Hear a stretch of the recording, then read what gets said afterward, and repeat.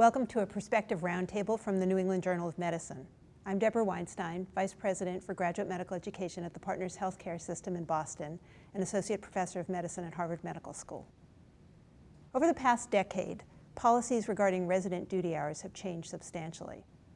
In fact, changes to these policies are probably among the most profound changes in GME overall, and certainly the most debated.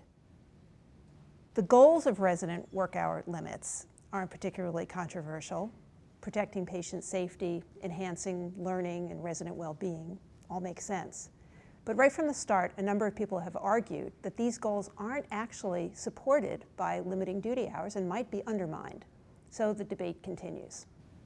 In 2003, amid proposals for national legislation of resident hours and a petition arguing that OSHA should oversee resident hours, the ACGME implemented the first set of duty hour standards that were common across all specialties. These standards included an 80-hour work week, overnight call no more than every third night, and at least one day off in 7, all of which could be averaged over 4 weeks. In addition, shifts were limited to 24 hours of clinical duty plus 6 hours, and breaks between shifts had to be a minimum of 10 hours. In 2011, the ACGME promulgated revised regulations after evaluating a huge volume of input from various stakeholder groups and 3 commissioned literature reviews. The most notable new requirement was a 16-hour limit for intern PGY1 shifts. But there were also opportunities inserted for flexibility in applying the duty hours requirements. The ACGME addressed related issues such as supervision, professionalism, workload, and fitness for duty as part of their updated requirements. With me here today to discuss these issues are 3 colleagues who have thought deeply about duty hours.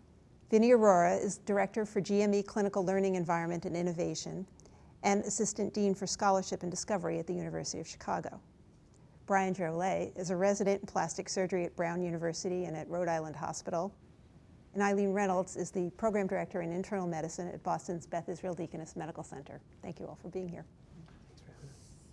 When the 2003 requirements were rolled out, the predictions of doom included an erosion of professionalism, that we would train physicians to see themselves as shift workers, and that might undermine their ability to prioritize the patient's needs over their own needs. Eileen, from your vantage point as a program director, has this happened? I really don't think that professionalism has declined or that the residents see themselves as shift workers. We're fortunate to work with people who are incredibly dedicated and motivated to be physicians and to take care of people. And in my own view, their expectations of how the program should treat them have changed, and their expectations that there should be limits on how many hours in a row or total they should work have changed. But their commitment to taking care of the patients during those hours, in transitions from those hours, and their overall sense of professionalism toward medicine as a career or a profession, I really don't think that it has changed over the past decade. Another professionalism-related concern that has emerged surrounds this issue of reporting duty hours, and there have been a lot of claims that residents are misrepresenting the hours.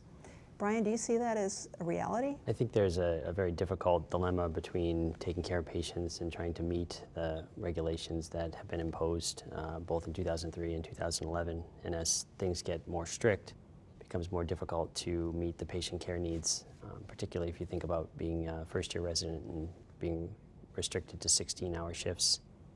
If you have a critically ill patient and you're trying to take care of that patient and sign out your other patients, and you're told that at 16 hours, if you're not out the door, that you have a violation of your duty hours, that you have to make a choice. Professionally, is it the right thing to do to follow the regulations that have been imposed on you, or to take care of the patient? And I think most physicians would say that obviously you take care of the patient. And then if you're concerned that violating the duty hours is going to put your program or yourself in jeopardy, that the right thing to do then is to not accurately report what happened, even though there are, sort of ways around. If you report your violations, there's supposed to be some degree of flexibility. It doesn't necessarily feel like that's the case. One thing we've noted with studies that we've done at our institution as well as validated at other places is that residents often take a lot of work home with them. I can send an email to the residents about a patient after checking in on the record, and I get an email right back saying, oh, I followed up and I ordered something and I've put in a consult. And so we see that there's no hard end to the shift anymore, and even though they're out of the hospital, they're still thinking about their patients and they're still working. So that in some ways is reassuring that the professionalism oath that they've taken to their patients is still alive and well, but again sets up another dilemma because all of that time that they're spending working outside of the hospital is actually counted towards the duty hours. What about the patient safety impact of duty hours? There's a lot of literature on this, and I think it probably points in different directions, and there's certainly quite variable interpretations, even of the same papers. I actually feel like there are two safety issues. There's resident safety and there's patient safety. My take as a program director is that there are safety mandates on both sides of the duty hours argument, that there are some studies that suggest that there have been no improvements in patient safety with the onset of duty hours, that we've transferred some of the errors away from things that we could measure before toward things like transitions in care, and that with the restriction of duty hours, there are many more handoffs, and that we may have been undercalculating the errors that occur with handoffs of quite ill patients from doctor to doctor. In my own mind, I don't think the patient safety mandate has been borne out by the overall thrust of the literature over the past 10 years. I do think that resident safety is a good reason to think about limiting hours in various ways, because there is, I think, good literature to suggest that fatigued residents are in more car accidents and have more personal harm as a result of their extended hours, which is a different matter than patient safety. The data on patient safety isn't as robust as I think people expected, likely because healthcare and patient care is a very complex system, and we did not actually, we put in a policy that we universally applied to all programs regardless of specialty or PGY status at the same time, at the same year. And so that really limits our ability to really do elegant studies to look at whether or not limiting resident duty hours was actually a safe practice or not. One of the reasons for that is that along the time that this happened, especially starting in 2003, we had already had the patient safety movement fueled by the IOM reports. So secular trends that could have led to more safe practices certainly could counteract any of the other findings we were seeing. And in addition, because it's such a complex system, it's really hard in most of our hospitals to isolate care delivered to residents. And even in some of the largest studies that have been done by colleagues looking at billing data, there's very few billing codes that say this was a resident patient versus this is a hospitalist patient. And so it's a very complicated issue to really tease out.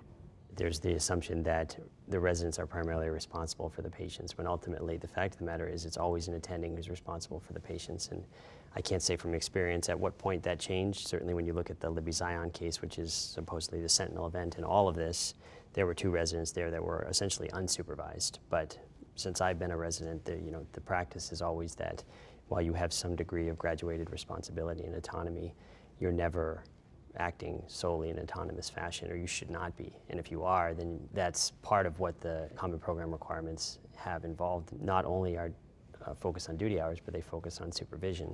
And so it's one of those confounding variables that that it's playing into, what if anything is impacting patient care for positive, for negative, the supervision or the duty hours. If we start out thinking that any system could possibly prevent any error from happening, that's not training. These people are learning to be physicians, and we have to expect that they'll make errors. And we have to create a system of redundancy or supervision so that the errors can be made and learned from without any harm to the patients. And the supervision additions added in the 2011 duty hour mandates are actually, I think, the best part of those 2011 rules, because they do spell out the fact that interns need to be supervised and the levels of supervision that are required at each stage, which I think is a really good thing. Well, interestingly, supervision is very controversial in itself, and I know particularly among surgical program directors, there's a lot of concern that the pendulum has swung too far and that a lack of independence or progressive independence is hurting surgical training. Some people point out that I think approximately 80% of surgical residents are now doing fellowships, and it's sort of undermining the future of general surgery. And the blame is being placed not so much on duty hours and reduced experience, but on the inability to get sufficient independent experience and thus get sufficient confidence to go into practice. As a surgeon, Brian, how do you react to that? When you look at what used to happen, at least according to my more senior residents or my attendings, is they used to operate by themselves in the operating room. But now, the attending has to check the patient in, has to start the case, has to be there through the entire critical portion of the case, and has to end the case. And so that independence that you might have gained by operating independently, at least in the operating room, is no longer available because patients expect there to be an attending physician in the room, which is probably not unreasonable. But when you're talking about lower level procedures, things that interns or second years might do, I think that the autonomy and the experience is still there, actually, because the seniors are afforded the responsibility of providing that supervision to the junior residents. And so they get to teach, and the junior residents still get to do the appropriate level cases. I think you can certainly take supervision too far, and it does detract from the learning experience if there's too much supervision. But supervision is probably what provides the greatest degree of patient safety because of the redundancy and the ability for someone who says, you don't know enough to know that you're doing something wrong, and say, this is how you actually do it. And that's how you learn and how you keep patients safe. I think you can have too much supervision in any field. With the advent of hospital medicine, within internal medicine, suddenly there are attending physicians present on the floor, sitting at the computer station next to the residents for the whole day sometimes. And part of our job as educators is to create systems where we help the faculty learn what an appropriate level of supervision is and how to allow autonomy while still adequately supervising the care. Handoffs were a major concern. One of the areas that were identified right at the outset as a possible negative intended consequence for patient safety. Vineet, you've done some work in this area. Are we handling handoffs correctly? I would certainly say we've come a long way in handoffs. We still have a long way to go. And one of the things we've started to realize with handoffs is we can certainly teach the verbal communication and the written communication in order to have a proper handoff and communication techniques, and the idea that it's a professional responsibility to communicate well with your colleague. Having said that, there are some system changes that we can make to actually ensure that there's some continuity with the patient. So there are handoffs where there's no common ground at all with the patient. Whereas if we can redesign shifts such that teams don't work and exit the hospital all at the same time, but we have overlap of the teams and somebody from the team is always present, you can actually raise the professional responsibility, and there's a common ground. Somebody knows the patient at all times in the hospital. Although the irony is that a good handoff actually takes significant time. Yeah. And so if you build in time at the beginning of a shift and at the end of a shift for good handoffs, right, the shift is getting shorter and shorter. Yeah. And it's a struggle that we have around wanting the house staff to do very complete and comprehensive handoffs, looking at the amount of time they spend preparing for a day off. Yeah. In terms of the work that they do in advance of days off, it does compress even further the number of hours available in a shift. I do think that we need to start investigating more electronic models of handoffs that don't require people to be spending time in the same place for a certain number of minutes per patient.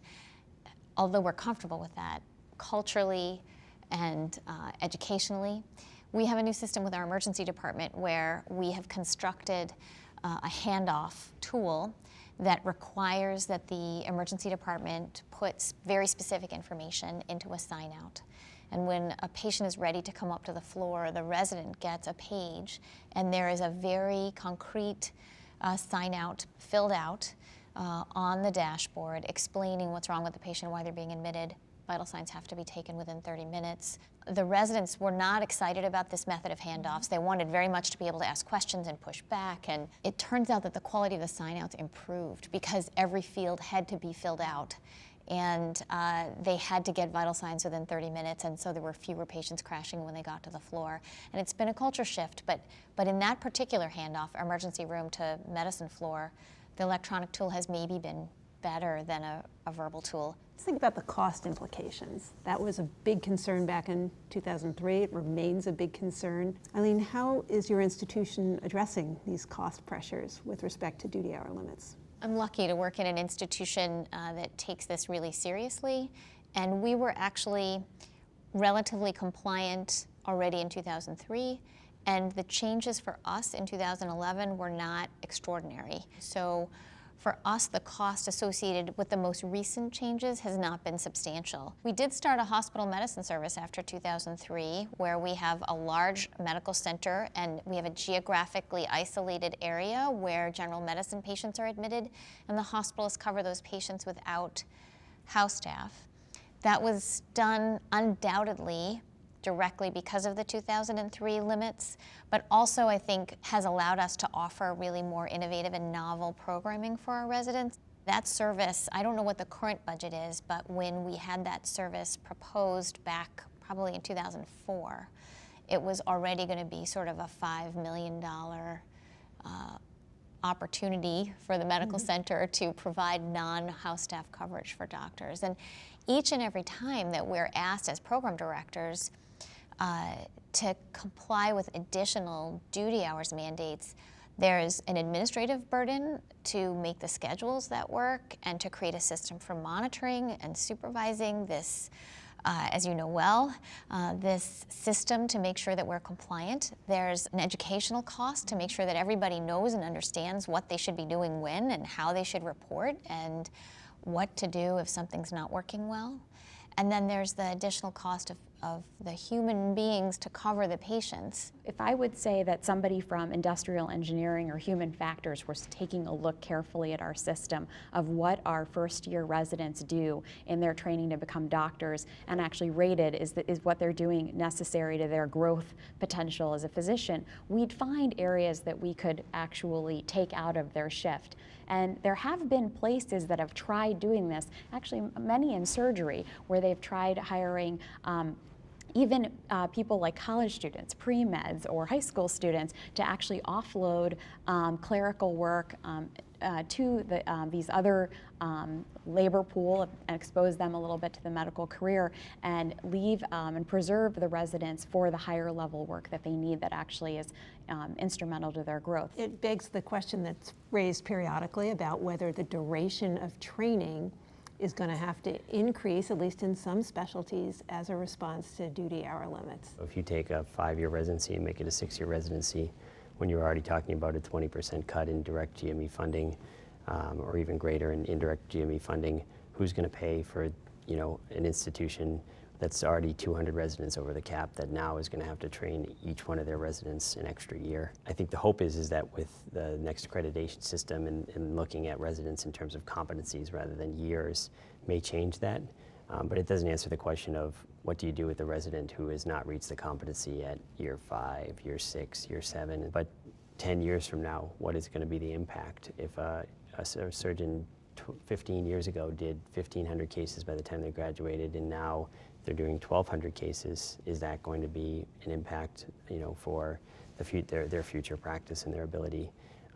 Or in a more general field, say pediatrics or internal medicine, where they see such a huge range of different patients, and if they want to be a general pediatrician or internal medicine physician, how can someone learn in 3 years everything they need to know about a baby all the way up to 18 years old? That boggles my mind. Some people that think some of this is leading to increased specialization because of the idea that no one is comfortable at the end of their current residency with general practice and in any of our fields because maybe they haven't been exposed enough. And so I know people are, surgical fellowships and everything is definitely going up, and that has obviously policy implications when we have a primary care shortage. There was a very good, I thought a very good perspective in the journal last year written by a couple of folks who recently completed training asking the question of why we aren't doing more research to guide policy. Why do you think there isn't more effective research happening, and what can we do to change that?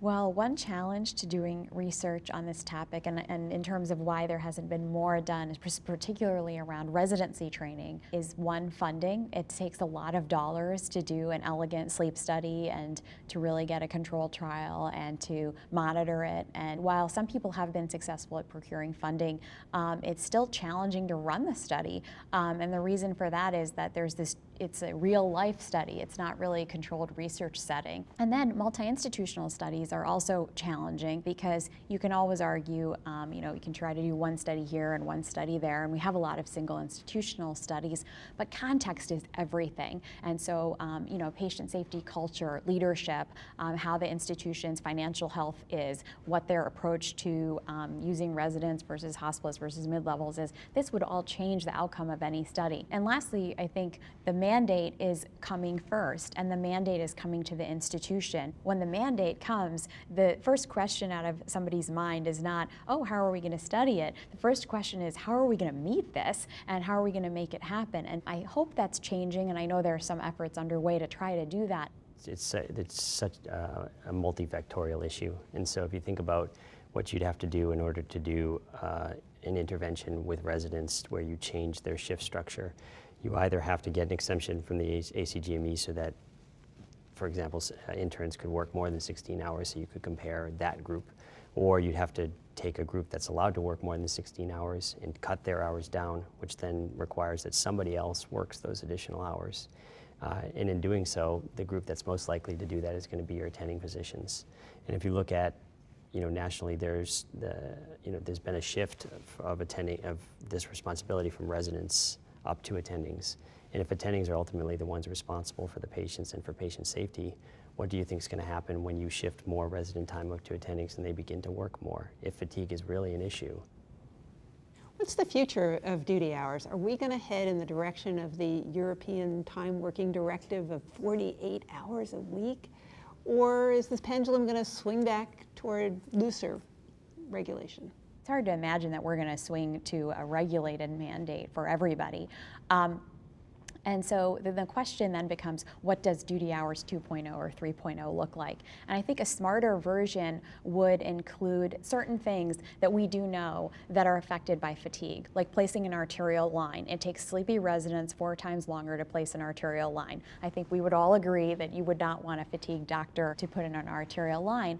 And in some cases, you don't really need the doctor that knows you to put in an arterial line. You really want the technically proficient one who's well rested. Whereas having an end-of-life conversation or doing a discharge, it's highly unlikely that a fatigued resident, who, unless they have narcolepsy, is going to fall asleep in the middle of actually giving you their discharge instructions.